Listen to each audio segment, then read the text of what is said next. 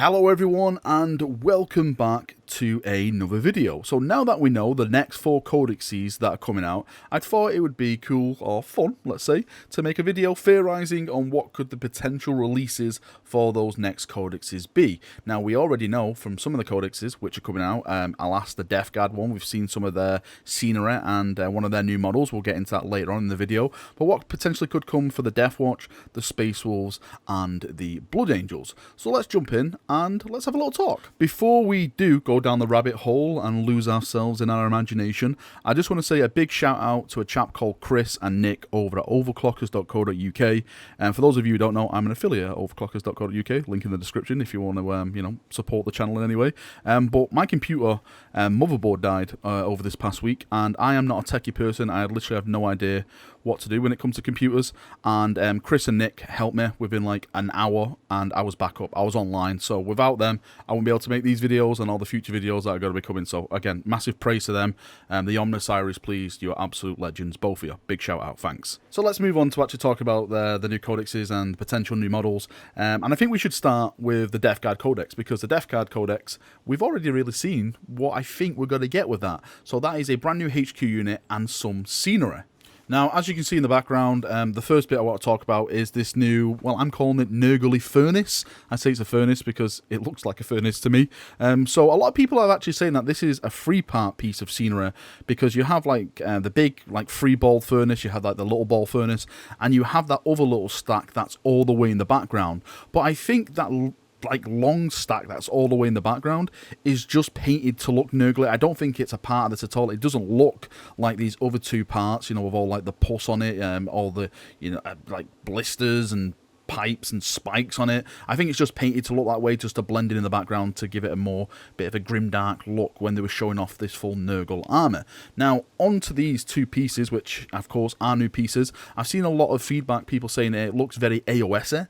I can actually see that, and I think the way they've done that is because when it comes to Nurgle and it comes to like demons or anything, really, you can use them in both AOS and 40k. So if they're trying to generalize it a bit, it means that they can sell it to both of the games. That means they can sell more of the product, which is, you know, business really when it comes to GW. Now what will these do on the battlefield? Of course they're going to be buffers. I don't know how they're going to buff. Is it going to buff demon engines? Is it going to buff troops, HQs, general army buffs? Literally no idea. That's when the rules come in, and of course when we get the codexes, that's when we can make a whole different video about, you know, what is good, what is bad, what are the advantages, what are the disadvantages, what went up, what went down. The thing that we do know is that scenery is becoming a massive thing, a part of 9th edition. I'm seeing it for myself. I've played that one game I played and I noticed the massive changes.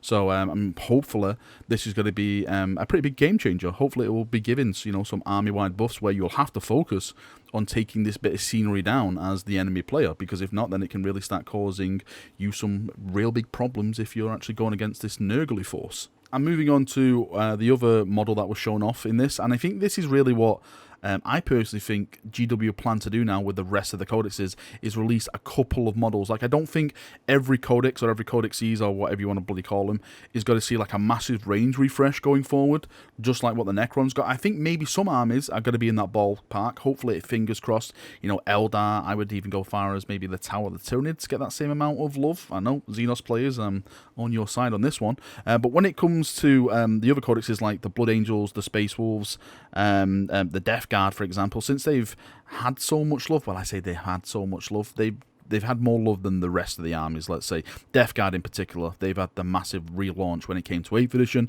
I think we're only going to see a couple of models now, and this chap that's in the background on the video, I think they're doing something like what happened in Psychic Awakening, where you had one book and they released one HQ model with that book, and this is going to be like that HQ model that you're going to be getting with the Death Guard. Literally, I have no idea what this chap can bring to the table. He's a big boy though. Like, on his base, if you compare his base to all the other chaps in the army, I think it looks like a 60mm base. So he is a big boy. You can tell by his big stomach, you know. I think they've based that off me. His cape and stuff was the chap off the Rumour Engine, so we know that's confirmed. Now the Death Guard, also his power core with the ooze. I have no idea what that weapon is. Sorry, I'm not a Death Guard player. Please forgive me. Don't purge me. Actually, bring it on, because I'm protected by the Emperor. But there we go. I actually do think it's nice. I think it looks really cool. I've seen a lot of people say they like it as Death Guard players, so I think, you know, it'll make a nice collection to people's Death Guard armies. Now let's hold on to our butts, because we are going down the theory hole. So the Blood Angels Codex supplement. So for those of you who don't know, those of you who have been asking me questions, Blood Angels are going to get some stuff in the main Space Marine Codex, but you'll also have to be getting their supplement as well. That is the way the cookie crumbles these days. So you're not going to get like a full big codex when it comes to it like the Blood Angels used to get. It's just in supplement form now, just like what the rest of us get as the Imperial Fist, Ultramarines, White Scars, Iron Hands players, all that stuff that we got last 8th edition. You're getting that same kind of treatment now this edition. Now when it comes to new models with the Blood Angels, what can we get? That is the big question. Now I'm just going to say it straight away. Dante as Primaris. I would absolutely love Dante to go the Primaris route, but I don't think it's going to happen for a long time. I think Dante needs a brand new model. I'm completely with you. Dante is looking a bit worse for wear. Like back in the day, his model was top tier. When you compare it to some of the new stuff, it just really just doesn't do it when he's in the middle of an army. Yes, you can do all your conversions with the Sigmar stuff, but people, myself included, have been saying, come on, just give us a bloody new Dante. I don't even care if it's Firstborn Dante. Just a new Dante model would be absolutely incredible. Now, with this Codex supplement, I'm going to think that it's something else. And when I say something else, I actually think it's going to be the Sanguinor. And the reason why I say this is it's because it's right on the front cover. I don't know why, but I just see the Sanguinor in the background. We'll zoom in now, we'll CSI it. That is definitely the Sanguinor, because he's got the chalice in one hand and he's got his sword on the other hand. He's got his little iron halo, he's got his wings, he's got everything. And the Sanguinor, just like Dante really, is a famous model when it comes to the Blood Angels. It's a big character, not as much as Dante, you can argue, but you know, he's been there for, you know, thousands and thousands of years. He turns up when they need him. You know, he's really inspirational. You know, they all drop down to their knees, worship, all the thing that Sanguinor does. So yeah, for him to get a new model, I think it would be a pretty cool thing for the Blood Angels to receive in 9th edition. Now, I've also seen people say that it's not a Sanguinor, which, you know, the argument's there. It could not be the Sanguinor. I personally think it is. Some people say that it's a Sanguinary Guard, which could be a cool little addition to the Blood Angels. I know a lot of people have been asking now, what is happening with the Primaris-fied Sanguinary Guard? Are they going to be Primaris-fied? My viewpoint on all of this, because this is one of the questions I get asked all the time, I think eventually everything will be Primaris-fied in some way or the other. Like with the tanks we see now, with like the Executioner tanks and stuff like that, I think they're really taking over from Land Raiders, in my opinion. The troops, the Intercessors, the heavy Intercessors, you can argue they're maybe taking over from the Terminators in some of the stuff that they do. I know, because they can't deep strike in, they'll never really be Terminators to me, but again, that's another video for another time. But yes, I can definitely see that this could not be the Sanguinor, and it could be the Sanguinary Guard on the front cover. I also realise that this can just be the art. It's just art. Rule of cool art. Make a badass cover. Badass cover sells. It brings people in. They make it, you know, they make them look at the book. Oh, what's all this? What are these, you know, fiery angels on the front looking really all badass? Yeah, I completely agree. But I definitely do think that we've got to get new models with each one of these Codex supplements. And I'm going with the Sanguinor for my choice. It could be completely different. It could be someone else. It could be, you know, another character. You know, what is he called? Astrograph, the Grim or something like that. It could be him going Primaris size. It could be something completely different. It could be a brand new character that comes, but for me, I'm sticking with a brand new Sanguinor model. And moving on to the Deathwatch Codex cover, because this is also a very interesting talking point. Again, it could all be down to artistic licensing, but there's a few things that stick out. One, of course, is a Blade Guard, it seems, in Deathwatch colours, an Imperial Fist Blade Guard. The reason I say it's Blade Guard, because he's got the belly tabard, and the only people that we've seen with belly tabards is Blade Guard. Well, also we've seen the captains, and we've also seen the lieutenant in the new box, but it's the Indominus box, and it's the melee orientated units, so that's why I think, oh, melee orientated Deathwatch, more things for Primaris and stuff like that. So that's where my mind is with that. Also, Cassius on the front cover. The argument it is at the moment is Cassius in Deathwatch Primaris armor?